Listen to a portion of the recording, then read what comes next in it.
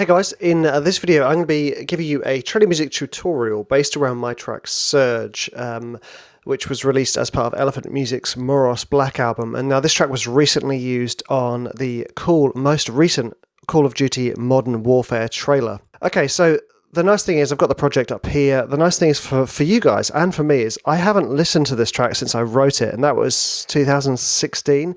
So we're now in 2020. So this is going to be quite a nice learning curve for me, and it's quite also I find it interesting to go back to a project and see how I was working and see how my workflow has changed. Now, since I wrote this track, my workflow has obviously changed a huge amount. I've learned a huge amount about improving my workflow, but the essence of my writing is still here. So what I'm going to do is I think we should both because there's only two of us, me and you, we should sit down and have a listen to this track. Now, this is a sort of a dark sound design track. I honestly can't remember how it sounds, and I might be cringing, but let's have a listen to it and see, and then start picking it apart, see the writing process.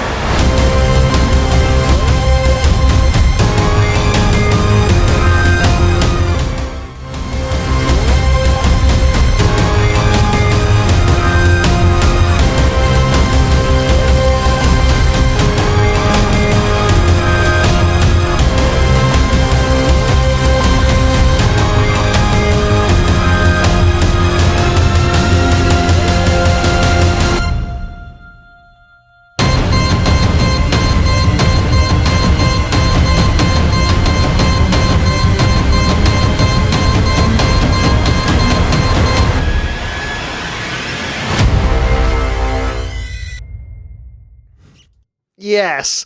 Okay. It's really nice to listen to me. Boy, I loved stop downs back then, didn't I? Okay, so it's really clear to me listening back to this why this track got placed. Because it got placed for this section. I think it's been placed a few times, and this is the reason. This bit here. Here it comes.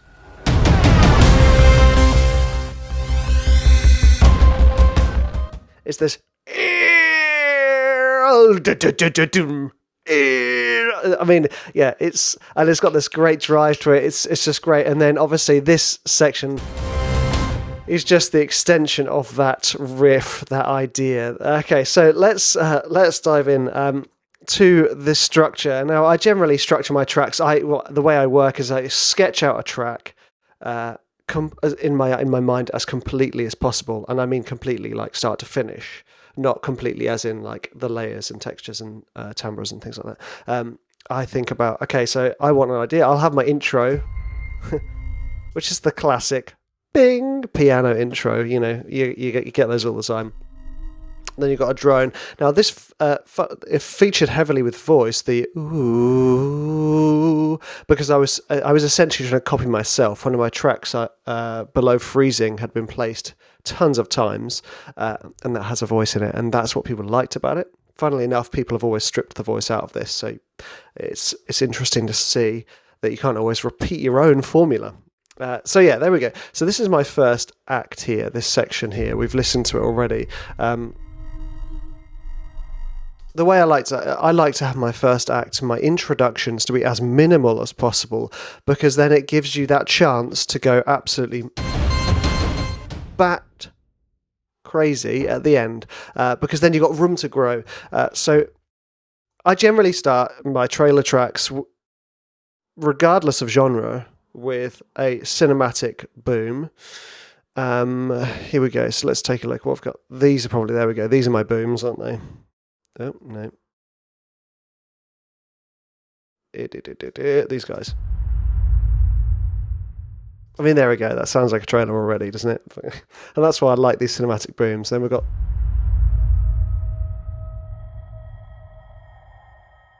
So those of you who have taken my hybrid trailer course, you'll know when I'm talking about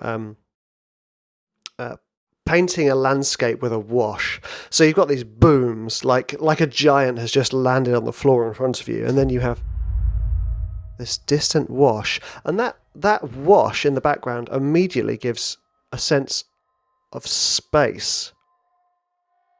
Like it's no longer just a boom, we're in some massive cavern, and only because we've just chucked like this distant reverby pad in the background. It's very simple, and it just works so well. So I'd like to paint a picture with my cues. This bit here is kind of like, imagine what that boom is, us being dropped from a spaceship into a huge strange planet, almost like an ancient amphitheater, right? And then you've got this kind of electronic interference. Obviously, I'm walking around with some kind of electronic thing, kind of looking for the aliens or the radiation, and it's like, and what that does is that contrasts with the distant washes that we've got in the background. So this kind of like close electronic sound.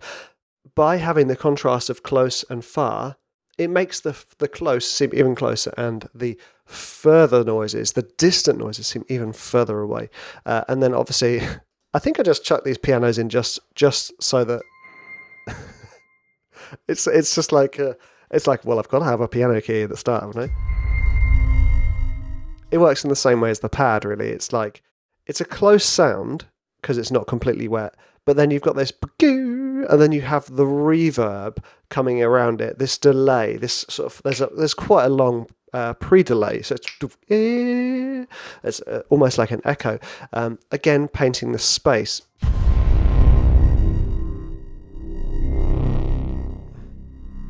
Now, what you're doing here, and it's essentially the second half of the first act, the second half of the intro, is you want to take it up a notch. You want to tell people that something's going to go down. And the way to do that, obviously, is with risers, which I believe are these guys. Oh, yes.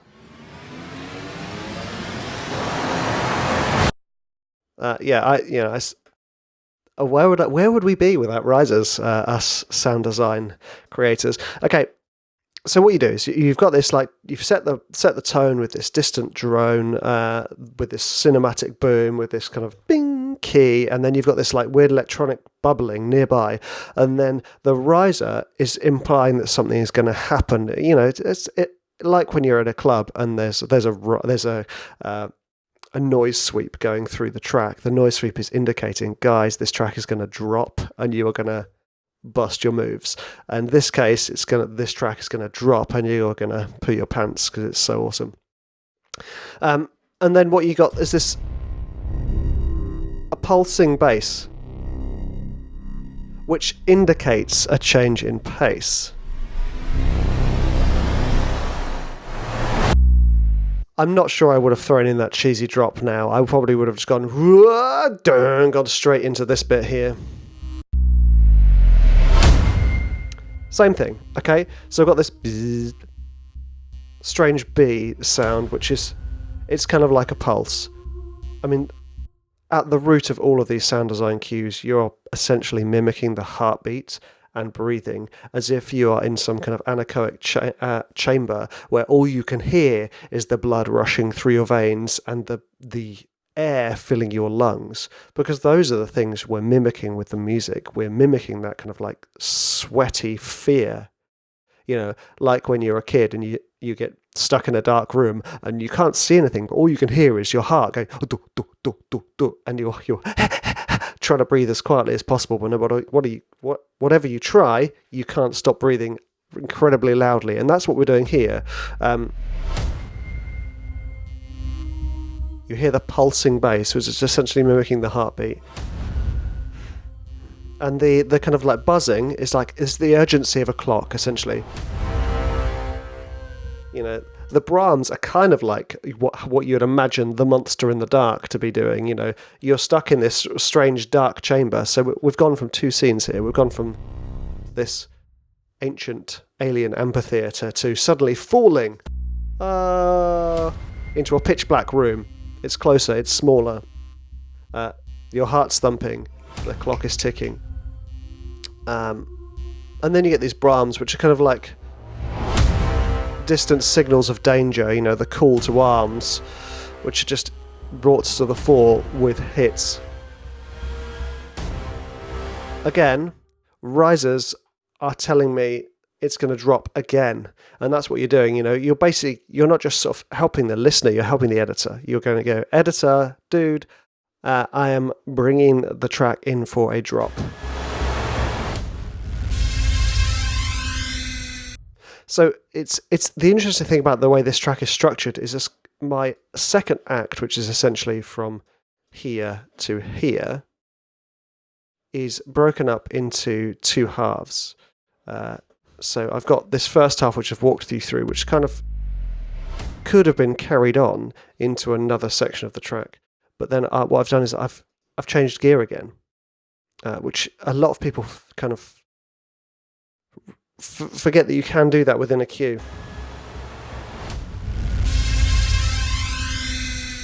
I kind of brought it into half time, essentially. That.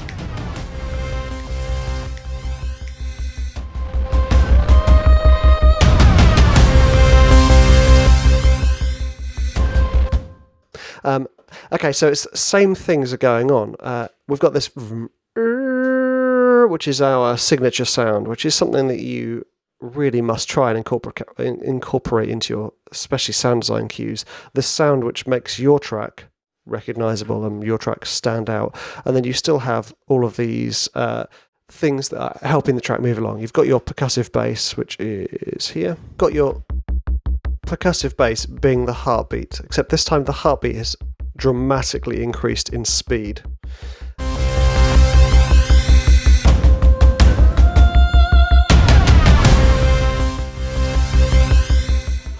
And again, what you've done... Nice, that bit's good. So what you've done here is, I've got these Brahms still going on, but they've changed, they're different. It's almost like these ones were distant ones, but this one, however, these really close compressed synths have brought them from over there to here, which parallels and combines with the increase in pace. Because whatever it is, that scary noise has just come here and it's got a lot quicker. You know, I'm not doing anything complicated, really. You know, I know it kind of looks like, it is a tremendous mess. But, you know, my workflow's basically in these tracks, you've got your Brahms, you've got your drums, you've got your effects, and bass lines and synths. There's not a huge amount going on. So if we take a listen to this stuff here, this is my drums.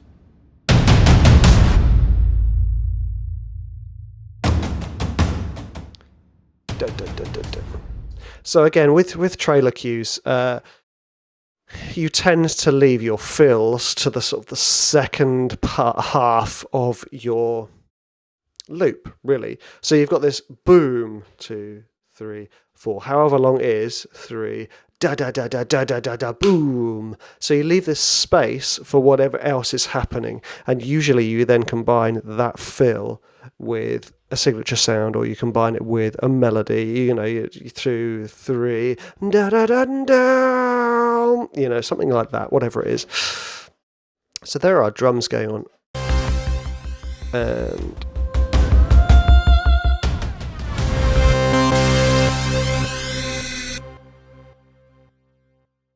oh, Go back to the start. These are our synth lines. So again, if you think about it, do, da da da da do. So I'm essentially kind of mimicking the where the drums are placed with these synth sounds. I mean, I think one of them I'm not so keen on. Yeah, this one. It sounds a bit, a bit cheesy, but hey, it was 2016. What can I say? And then obviously we have this. You take it to the point, and you change it right at the end. So you've got your section. At the end of the section, it's good to throw in a difference, something new, something fresh. You either extend that fill or you cut the fill early and do something new, which is exactly what I did here. You're expecting the fill, long rise. And this is where I introduced the chord change here.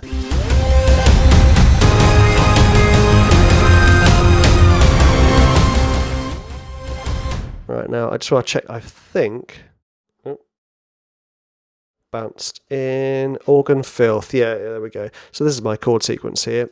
I've got C minor down to A flat major down to F minor. So that's your minor 1, major 6, major flattened 6 to be fair, and your minor 4.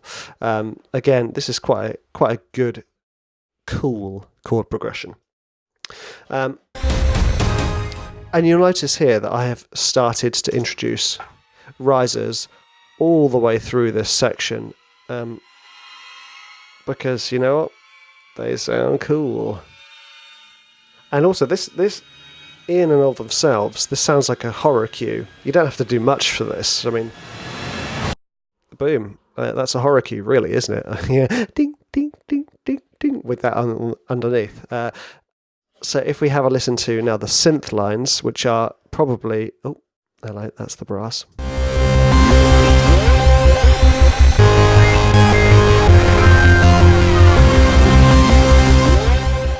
So what I was trying to do here was there's a lot of movement going on and I spread it from left to right. It's a real mess. I haven't really mixed this very well, but that's part of the charm, I think. Terribly mixed, but well written. Well, I think so anyway. So you've got this kind of like bass line, and then over the top of it you've got this.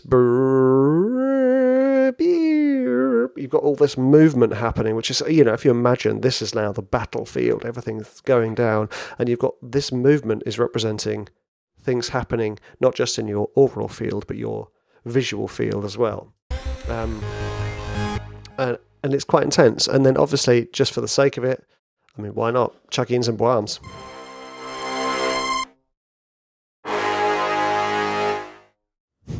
I mean, they sound awful on their own, don't they? I mean, it just sounds so bad.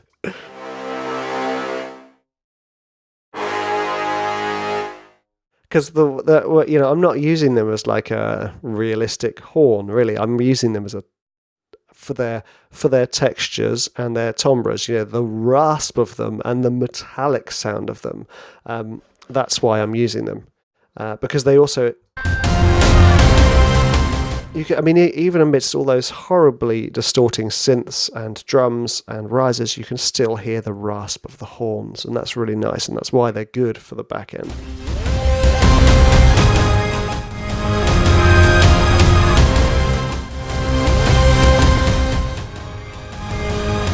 Right, now some might say that that's your back end, this is Act 3 done, and this is where there are discussions of a fourth act.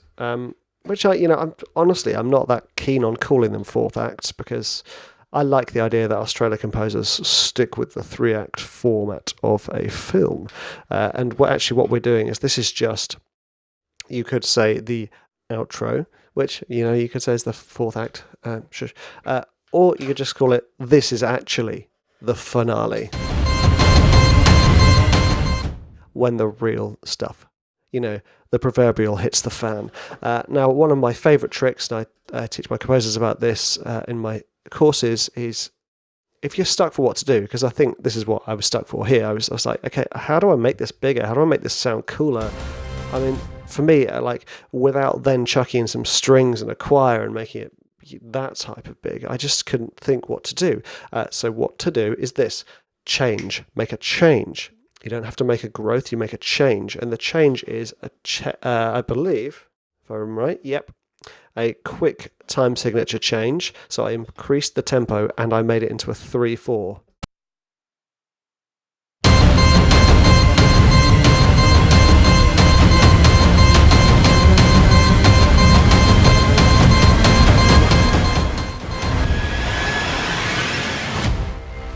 And that stuff is often used because it's of the same ilk of the rest of your track, but it's just a little bit different. And I just love those frenetic finales because it's kind of like they're the last bits. The baddie is just sort of jumped on the good guy and is about to stab him in the face, and they're battling, and and then all of a sudden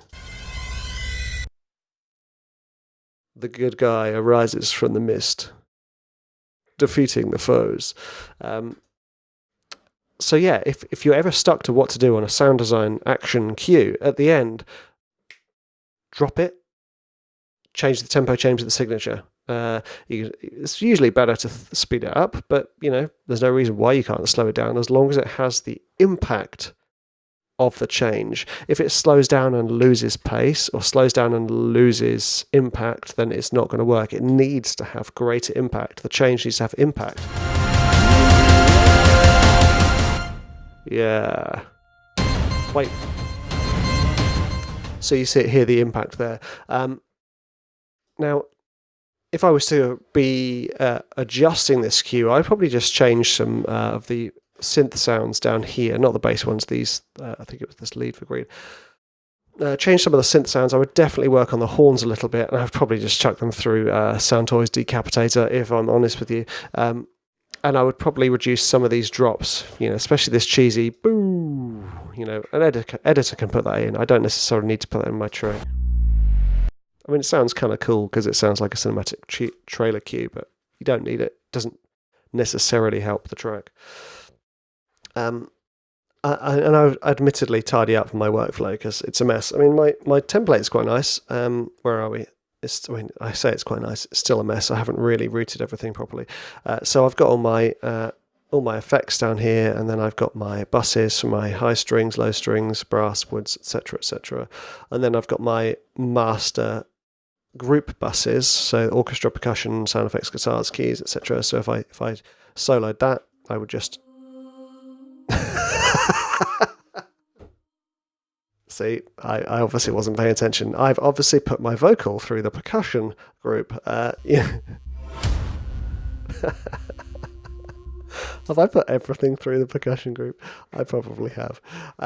So there we go. Even after I'd done this wonderful template, I still ignored it. And that's sometimes what happens when you're so in the moment of your writing. Anyway, right. So if you are interested in writing trailer music, you head on over to the Trailer Music School. I've got loads of courses. I've got a nice community of composers. We have monthly calls. We have briefs where we help each other get better at writing. Head on over. Oh, also we have instruments and free instruments as well that you can use in your trailer cues. Trailer music is so much fun because you can go crazy and do all tons of weird stuff. And the only real rule is it has to sound cool. I mean, honestly, that's really the only real rule. And who doesn't like that rule? So if you enjoyed this video, click like, subscribe to our channel for more. Head on over to the Trailer Music School. I also have a podcast called the Trailer Music Composers Podcast. You can check that out too. I hope you enjoyed it, and have a good day, guys. Thank you.